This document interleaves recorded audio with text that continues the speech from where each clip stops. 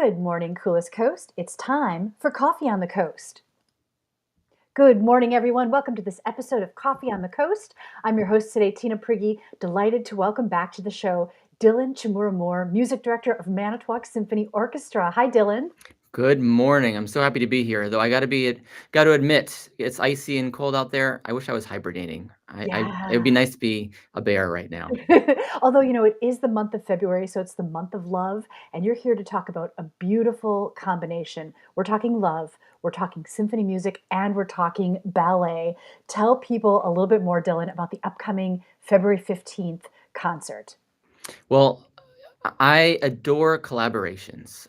It's one of the things I live for in music making and expressing more than just with the wonderful sensorial sounds of an orchestra, but when can we do something that stretches us beyond that, takes music into a different avenue, perhaps? And so, one of the ways we're doing that this season is through dance, but real dance, not just the idea of dance, but real dance. We're having some ballet dancers with us on stage, and to make music with live dancers is one of the rare treats that I live for, and my heart is bursting at the seams for this concert. And that's not a combination that we often get to see here in Manitowoc. So it's really special that you're going to have live ballet dancers performing with you as the concert is performing live at the concert. Or anywhere in the world, it seems. I mean, dance is frequent and exists in many places in Manitowoc, which is wonderful. There's a great history of dance in the city, but to dance with a live orchestra, it's almost unheard of these days. Even the best touring companies, will still perform with recorded tracks, and to do something live with live musicians and live dancers on the same stage, sharing the same space, I think something magical is going to happen. So the Manitowoc Symphony Orchestra is collaborating with the Manitowoc Ballet Academy under the direction of Beth Check. And it kind of reinforces what I've heard you talking about is this component of storytelling. I'm going to put up a little quote that you had in the press release recently that this program is especially compelling for its storytelling. Each piece is connected to an irresistible tale that will be further enhanced by the enchanting performance of the ballet dancers joining us on stage. Okay, I am super intrigued. Tell us, what does that mean? What do you mean by this storytelling component? Well, let me back up just 1 second and lean into the storytelling in just a different way, and then we'll get into the meat of that quote in the music, if you don't mind. So, first, the Manitowoc Ballet Academy. It's run by this woman named Beth Check, and Beth is from Manitowoc and went out and had a professional ballet career and is back now and teaching ballet. And so, a little bit of this is a storytelling of her and the community, of growing up and loving this dance, and bringing it back and sharing this love and this art with the community. And so I think that's something that we all can be inspired by and lean into. And so I love the idea of this homecoming in a way, and setting off this new dance company, and doing it with musicians in the community, live together on the CCC, where Beth had her first show as a kid. I think it's just a wonderful, full circle coming up moment. And so there's a great story about community and people in there as well. So I don't want to miss that when I jump into the music, because I love to talk about the music. Okay, to your quote.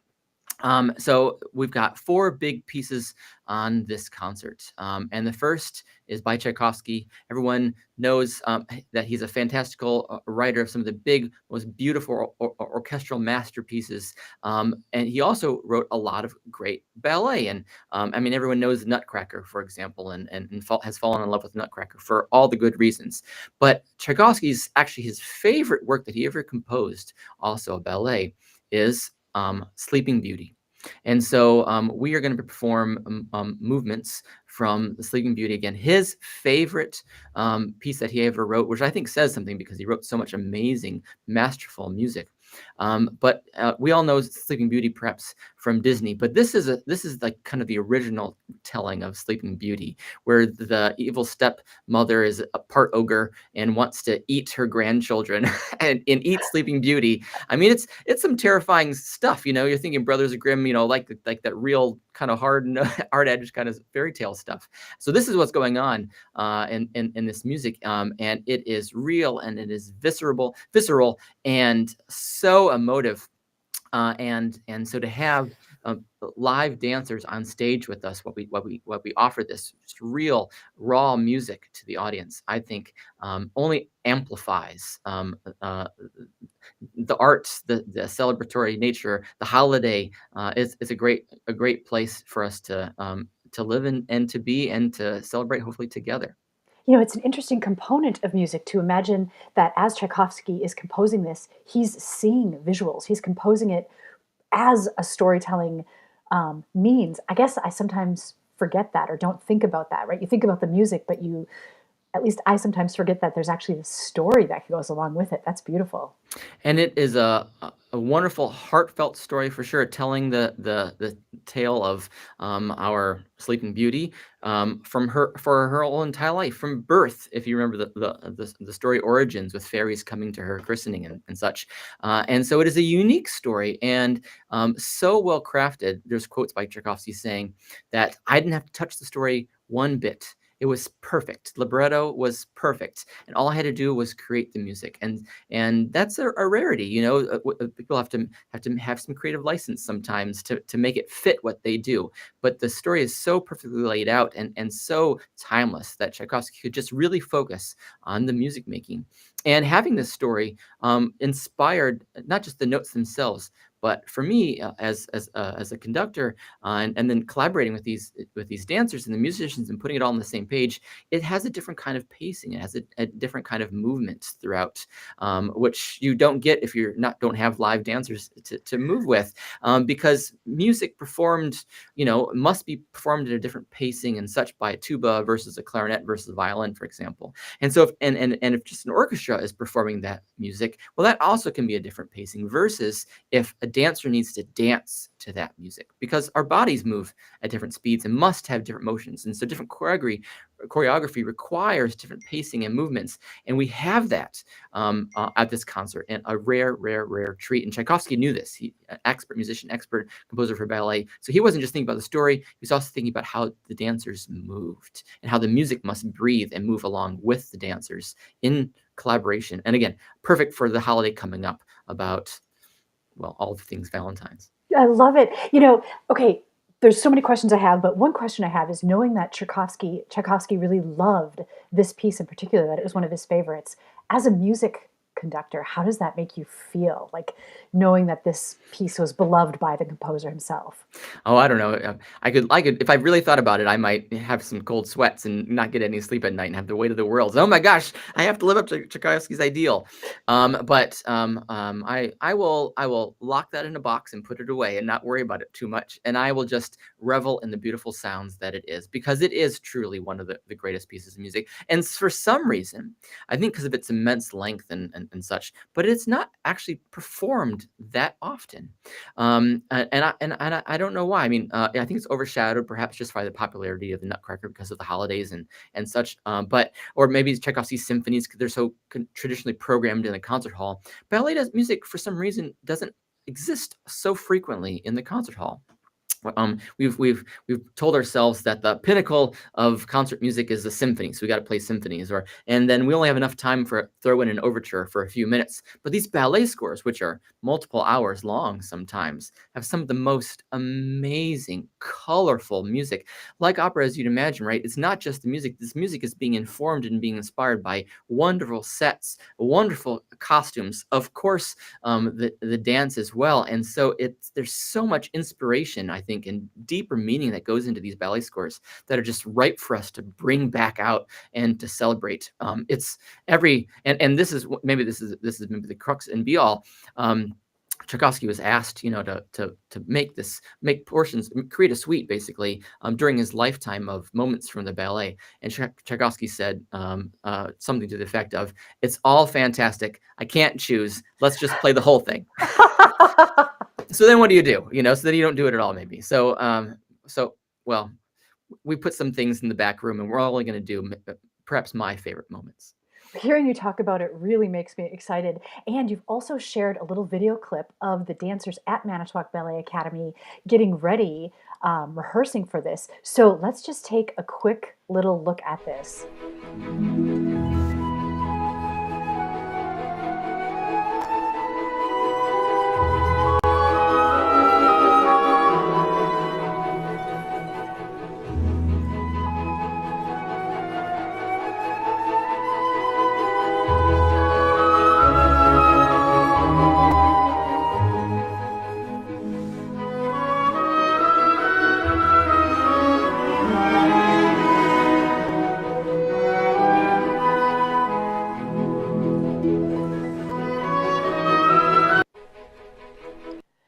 So, is there anything that you would have us look for or pay attention to as far as the music and the dance steps if we watched this one more time? Well, there's a couple things that jump out to me. One of the things is you can see her just a little bit, but Beth is off to the left of the camera just a little bit, and you can see her hands moving a little bit. And as the dancers are dancing, you can see Beth in mirror images and such walk back and forth, and she's talking the entire time. The music's playing for sure, but she's talking the entire time, and I think I wrote storytelling for the win.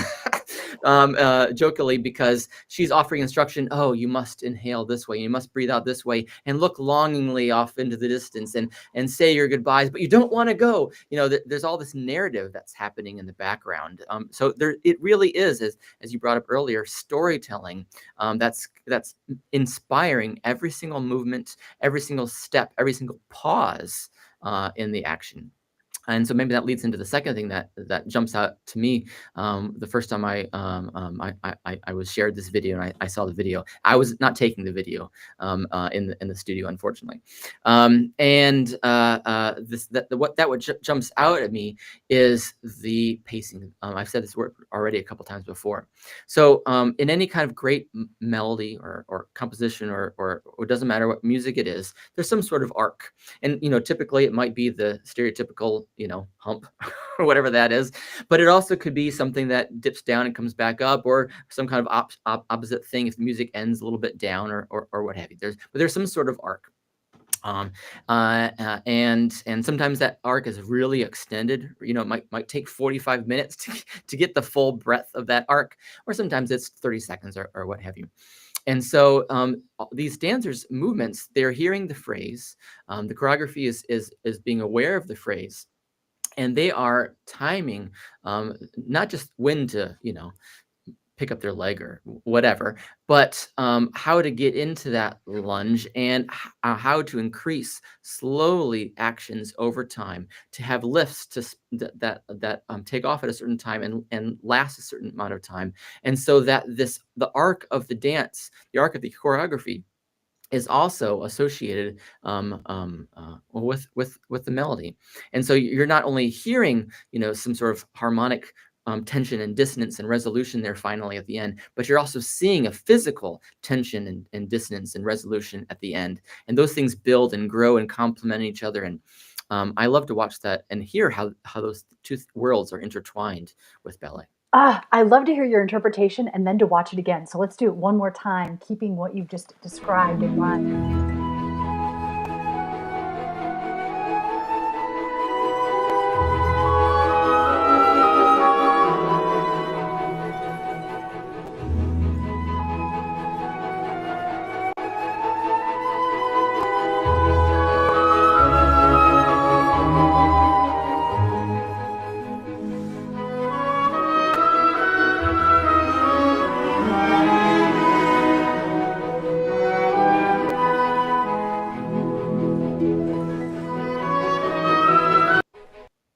So much grace and beauty. This is going to be incredible on the stage at the Capitol Civic Center. I just want to remind people that this collaboration between the Manitowoc Symphony Orchestra and the Manitowoc Ballet Academy, directed by Beth Check, is happening Saturday, February 15th at the Capitol Civic Center. This is perfect timing, too, as we were saying, Dylan, for Valentine's Day. What else do you want people to know about this concert? So Sleeping Beauty is not the only component. There's not. So I mentioned there's 4 big pieces in the program, and the next in the program, and I'll be brief about this, is by another great composer. Massenet is his name, who wrote a lot of great scores, colorful music, inspired by his surroundings and old stories. Again, other things outside of just the purely musical literature and such. A great religiosity in his music too. And so he wrote a ballet score once upon a time called Le Cid, or about the great Spanish figure El Cid. And I don't know if we know much about him. I didn't learn about him until I learned about the music for Massenet, for example.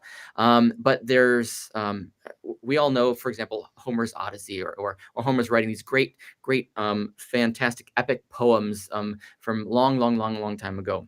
And some, like for those in Greece, for example, we have, they're thousands of years old. Well, the first epic poem, the oldest epic poem we have from Spain, is about this character, El Cid. And during his lifetime, he was awarded all of the things in life. He was called, a god, and lowercase g. He was a warrior, as a general. He was a nobleman of sorts. He is credited, at least in the epic poems that you read, as helping. It depends on your perspective, I guess, but bringing Christianity back to those towns in southern France, or southern Spain in particular, that were no longer Christian origin, because of so many folk from other parts of the world were coming up across the bay, and changing, who was living there, and their belief systems and all the other things. And so El Cid from the north, basically with hired guns of sorts, came down and recaptured all of these coastal towns and brought it back to kind of mainland, more kind of Christian believing sorts of ways that followed, other places of Europe at the time. And so for those people, he was heralded as this hero. And this epic poem is a really, really, I think, fantastical and interesting story to read, because whenever we think about these epic poems, especially, I mentioned Homer earlier, we think about wonderful monsters and gods and fantastical tales, right, that people go on. But El Cid, for example, in the tale of him is, well, he was real. He was a real person, and he did real things. And we have artifacts to prove all these things. And I don't know, maybe Homer's Iliad and such are real. I don't know, but there's no magic in the story. There's no monsters in the story. It's just we are the monsters in the story, and it is a really interesting tale of heroism and family and love and loss. And I think it should be required reading, as just as the Odyssey is, for example, just to grab a different kind of perspective what the epic poem is, and how it means different things in different cultures, and how it's changed over the years. And so so Massenet wrote a ballet based upon his life. And so all of the cities that El Cid recaptured, or was from, very important towns, 1,000 years ago in Spain. Well, they have specific traditional dance associated with that. And so each of these little towns that have their unique form of dance that have evolved over the years in different styles of music. Well, Massenet scored a piece and wrote a piece specifically for that geographical location, or that specific town, with that very specific dance. And it is a wonderful encapsulation of history, and of culture, and how these two things and three things come together with movement and dance. It is, I think it's a breathtaking moment in the opera, and a breathtaking kind of introspection on dance and movement and people and history. I think it's great. And this is only the first half of the program. That's the first half. There's more. I'll be even more brief on the next one. On the second half, we've got music by Gounod. He wrote music, ballet score, but from an opera of his, about Faust. We all know about Faust and the Faustian tale about selling your soul to the devil and such, and made famous by Goethe. Whatever that is, 400 years ago or whatever, in Germany. But what I think is also interesting, just like El Cid, Faust was a real guy. If you guys, if people don't know, he's a real individual who was a friend supposedly of Martin Luther, like the Martin Luther. Faust supposedly studied magic in Poland, where once upon a time you could study magic. Now I don't really know what he studied. Maybe it was kind of, maybe it was science, but they called it magic. He lectured at a university, where there were a religious university, and there were monks that were there, and supposedly there became a falling out, or basically through Faust's unique individual temperament and belief systems, whatever. He basically disavowed God and said something over the top of, well, I've never seen God, yada, yada, yada. And I've gotten this far and I'm doing this magical stuff that's supposedly not with what you believe in, monks. And so I basically give my blood to the devil. Nah, nah, nah, nah, nah. I'm sure it was a little bit of huff and puff and all that kind of stuff. And it's been blown out of proportion, perhaps, over the years. Anyhow, he got exiled, and then stories just kept on turning and getting bigger and growing more and more meaty and interesting. And so this Faustian legend was born. Basically, I think people to keep in line, believe in the church and so making it a teaching tool, basically. Who knows what the reality and all that stuff is? And so so in the Faustian tale that we all know and love, at the very end of the first part of Goethe's story, where basically on Walpurgis Nacht, I think is how you pronounce it. It's that night where the veil between life and death is the thinnest, and ghosts can be seen and roam around the earth. Magical things could happen, where Faust can go back, and bring back his love. Anyhow, in this mystical evening moment in time of the year, Goethe, not Goethe, sorry, Gounod, who's the composer of the music that we're performing, wrote a ballet. And so the music that we're hearing is from this part of the from the story, where it's very magical, very mysterious, and we're just about to go and rescue our love from, well, the devil's clutches. And so if we want to lean into love and ballet and lean into love and Valentine's Day, well then, hey, let's go save our love together with Faust. Wow, that's incredible. The storytelling aspect of this, Dylan, I'm so happy to know this. Okay, and then the last piece that you're doing is bolero, and I can already hear like the building of the drums in my mind as we're talking about this. Bolero is a really cool, unique dance. So it's like this. It's a slower dance intentionally, and it always is the same way with the same kind of rhythm, bum, bucka da dum, bum, bum, over and over and over and over again. And it's supposed to be slow and kind of still and reserved in some ways, so that the dance can be extra florid, extra emotive, extra fantastical, to use that word again. So lots of things with the arms and the body. I don't know. I'm not a dancer. But lots of great movements that are really mannered and not mannered, that are really extra. We'll leave it there. Anyhow, so Ravel wrote a bolero to try and give us this kind of even keel thing upon which then he could use his extra fine skills, of which he was the greatest, perhaps, orchestrator of all time, which means he was a great kind of painter of sounds, perhaps, of all time. And on top of that very kind of staley and reserved kind of rhythm that kind of plods around, writing beautiful swaths of color to kind of encourage the motions on the stage. And so the music starts very still and very, very quiet with this motor, this rhythm that starts at the beginning and goes the entire length of the piece. And as it builds and builds and builds, a little bit with volume, but really with this color. Every time a new instrument comes in, it creates a new color, because he was such a great creator of craftsman in orchestration. And then he'll have 3 instruments play together, and then 4 instruments, and 5 instruments, and 6, and each in a different octave, and each with different combinations, each with kind of unique harmonies.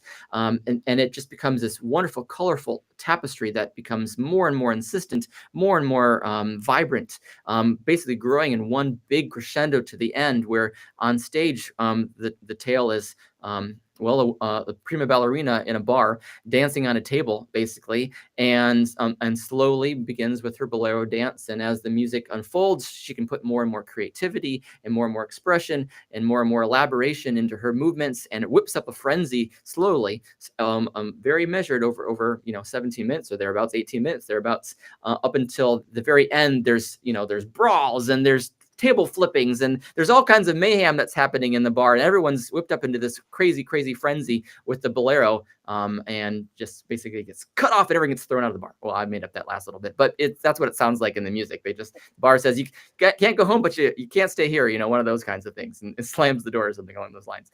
But it is a slow burn, and it is intense, and it grips you. And it's captivating, and likewise the dance mimics that, and I just can't wait. Will there be tables on stage? No, there'll be no tables on stage. Okay. I was going to ask, so that underlying um, beat that just keeps going and repeats, that kind of metronome of the song, what instruments are playing that? And as a musician, is it challenging to be repeating the same thing as the other stuff is happening? Like, does a musician appreciate that, or So the person who has all the weight in the world on their shoulders, for bolero is a snare drum player. Sometimes there's two, and the person who's going to be playing, his name is Vicky, and she's going to need a massage after this. So if anybody wants to, do a Patreon, whatever, like gift card to Vicky, I'm sure she'll happily take it. So for again, 15, 18, however long it actually ends up taking us, she's just sitting there with her two snare drumsticks and her snare drum, just go dump, chugga dump, chugga dump, dump, dump, over and over and over and over, basically for the entire breadth of this song. And slowly, like I mentioned, it starts very soft and gets louder and louder and louder and louder until she's really working. I mean, she will literally have a sweat on her brow when she's all done. And so that's the constant. And around it, then other people come and go. Flutes play the same rhythm at times, or trumpets, or horns, or string players for sure. Everyone takes kind of a shot, or helps her out a little bit, but she never stops, not for 1 second. And so it is an endurance, a work of great endurance that she has to build up to. So I don't know how she's preparing for it, but if I wouldn't be surprised if she's just kind of setting a stopwatch and saying, all right, today, just like any marathon runner, I'm going to go for 30 minutes and just play this rhythm. I mean, it's, yeah, she's going to need a massage.